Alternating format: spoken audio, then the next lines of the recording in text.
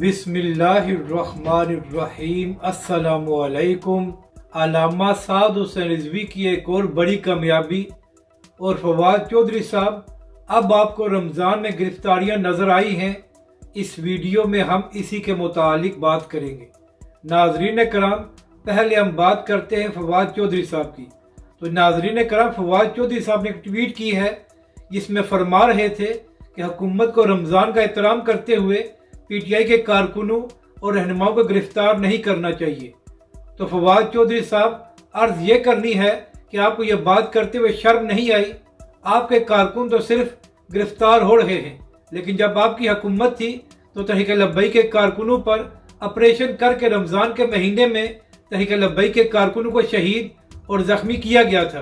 तो फवाद चौधरी साहब, उस वक्त आप और इमरान खान को ख्याल नहीं आया कि रमज़ान के महीने का एहतराम करते हुए इस तरह तहरीक लब्बैक के कारकुनों का खून नहीं बहाना चाहिए। तो ये जो कुछ आपके साथ हो रहा है इसे मकाफात अमल कहते हैं।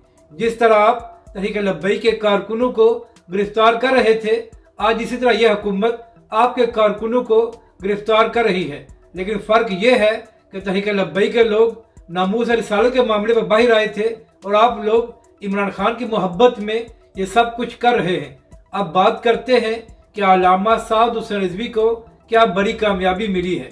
तो नाजरीन कराम, आने वाले चंद महीनों में पाकिस्तान में आम इंतखाबात होने जा रहे हैं और इस वक्त तहरीक लब्बैक पाकिस्तान और उसके कारकुन इंतखाबात की भरपूर तैयारी कर रहे हैं और पाकिस्तान की अवाम भी तहरीक लब्बैक पाकिस्तान और अल्लामा साद हुसैन रिजवी की तरफ देख रही है।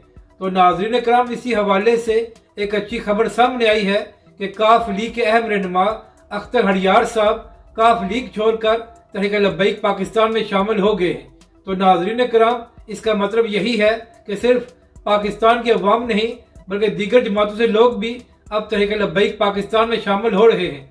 तो हम कह सकते हैं कि आने वाले इंतखाबात में तहरीक लब्बैक पाकिस्तान और अल्लामा साद हुसैन रिजवी इन बड़ी सियासी जमातों को एक बड़ा सरप्राइज देंगे और तहरीक लब्बैक के लोग कौमी और सूबाई असम्बली में पहुंचकर अपने मिशन का काम करेंगे। अपनी राय का ज़रूर इज़हार करें कि आपको ये वीडियो कैसी लगी और हमारे इस चैनल को भी सब्सक्राइब करें।